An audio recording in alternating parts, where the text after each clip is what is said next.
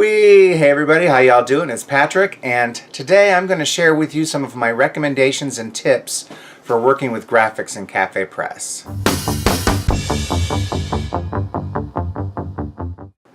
Well, the first thing I'm going to talk about is full bleed versus no bleed designs, what that means. A no bleed design is the standard design that you see on most t-shirts at CafePress.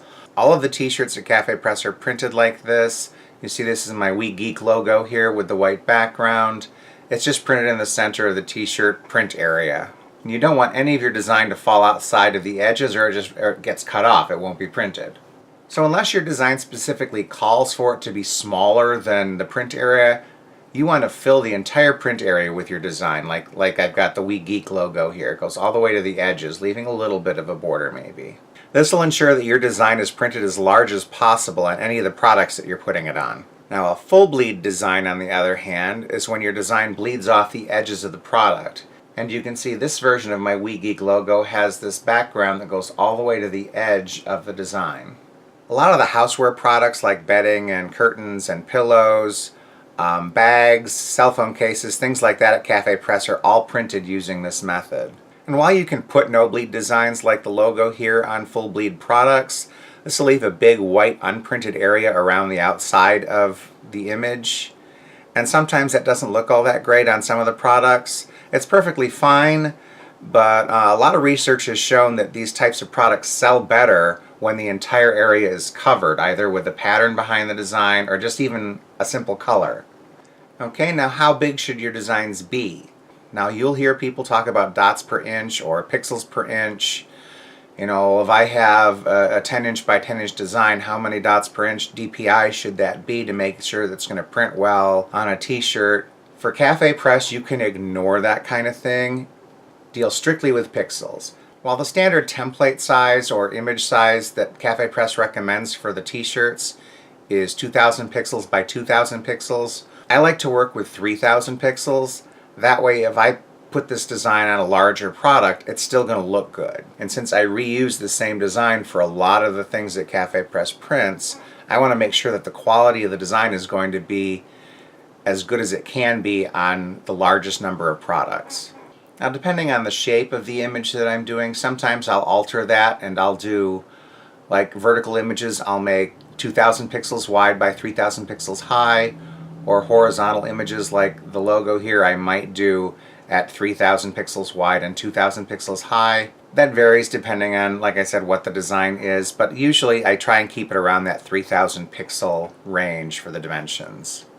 Now for full bleed products, I like to do 6400 by 6400 pixels. This allows me to get the largest number of products that I can on CafePress while still maintaining a relatively small file size. There is a size limit in terms of how big the file can be for CafePress of, I believe, 20 or 25 megabytes. I forget what the exact number is right now. I'll look it up and leave it down in the comments below. But the 6400 by 6400 size lets me put my design on just about every product that CafePress offers. I think the only things that won't fit on are the largest curtains, which are 80 inches by 80 inches, and I think one of the larger floor rugs. I think that's about it. If you want to make sure that you can put your design on those products, then I would go with an 8000 by 8000, but that's overkill for me. And I found at that size, a lot of the detailed images that I use, the file size is too big for CafePress and they won't take it anyway. But if you're working with a simple background or a simple design, it should be fine. So if you have a repeating pattern for your design, you'll want it to fill up the entire area of that 6400 by 6400 pixels. But in the case of a design like my logo here, I don't want it to do like I did for the non-bleed design where it filled the whole space. I want it to be centered with a lot of area around the outside. And here's why. If I look at my design here, say I want to take this design and print it on a cell phone case. Cell phone cases are typically vertical in orientation, so if I want to fill up that whole area with my design, my logo in the middle, I would do this. And then I've got some nice areas at the top and the bottom of the logo.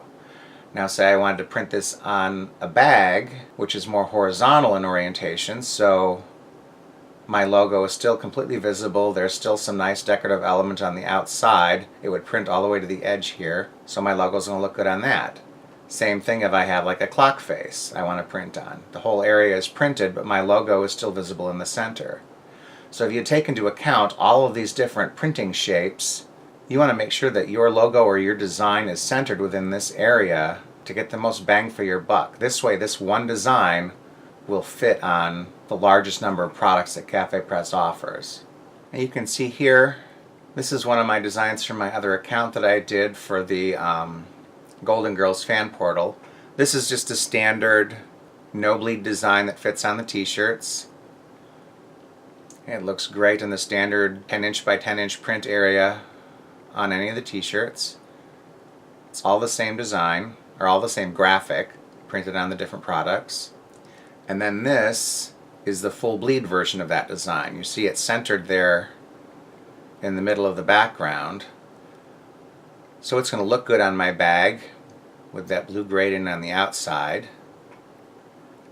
And it's going to look good on a cell phone case where the gradient shows at the top and the bottom. So you can see that same design works for everything from a small cell phone case to a full-size beach towel. And I don't have to create a separate design for each one of these individual products. Okay, and now what file type should you be using when you save your designs? Now, while CafePress will allow you to use JPEG files for your designs, I highly recommend you use PNG or PNG files every time you save your designs. And one of the reasons is when you save a JPEG file, sometimes the image, when it gets compressed, it can lose some image quality, and you don't want that if you're printing on larger items. Any loss in image quality is going to show up in your finished product. And the next is that the JPEGs don't offer any transparency when it comes to printing your designs. And that's essential when you're working with the designs on CafePress and other print-on-demand companies. You want to be able to have a transparent background around your images. And why this transparency is important is that CafePress uses two different print methods to print on its t-shirts and some other items. They do printing on light apparel and printing on dark apparel. And printing on light apparel is just like using your printer at home. You put white paper in, print an image on it, and any of the white parts or lighter parts of the design is the white paper showing through. So if you put pink paper in your printer and printed out a yellow design, it would look orange because that pink shows through the ink. The ink is semi-transparent. So if I were to print this design on a white t-shirt, this We Geek design on a white t-shirt, the white area doesn't get printed. But printing on dark items requires that a white background layer be printed behind any of your design. Because you can imagine what it would look like if you put a piece of black paper in your printer at home and tried printing on it. You wouldn't see anything, or you would see very little where the ink, tinted the black a little bit. So if I were to print this design as is with the white background on a black t-shirt, I get a big white box around my design. And you can see here with one of my older designs that this is what happened because I didn't use the transparent background.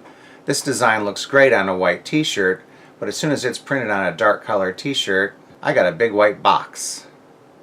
In the last couple years, CafePress has added this feature where when you upload a design for a white t-shirt, they offer that same design on all the different products or in all the different colors that they have for the various types of t-shirts. So somebody can see this design and say, oh, but I want it on a black t-shirt, and click that. This is what they're going to get because I didn't make that original white version transparent. So after they started doing this is when I realized I need to make sure even my designs for white t-shirts have that transparent background. So when you're done with your design, make sure you turn off any background there might be in there before you save it. And the PNG file will preserve this transparency so no ink is printed and your design will look great on light t-shirts or dark t-shirts. Okay, so I hope that helped you understand a little bit of how I work with graphics and designing for CafePress. This wasn't meant to be a long graphic design tutorial, but if you'd like to see some more in-depth videos of how I do my graphic design work for CafePress and other print-on-demand companies, let me know in the comments down below, and I'll see what I can do. In the meantime, I hope you found this video useful, and if you did, please smash the like button down below and subscribe if you haven't already. And until next time, what's your we?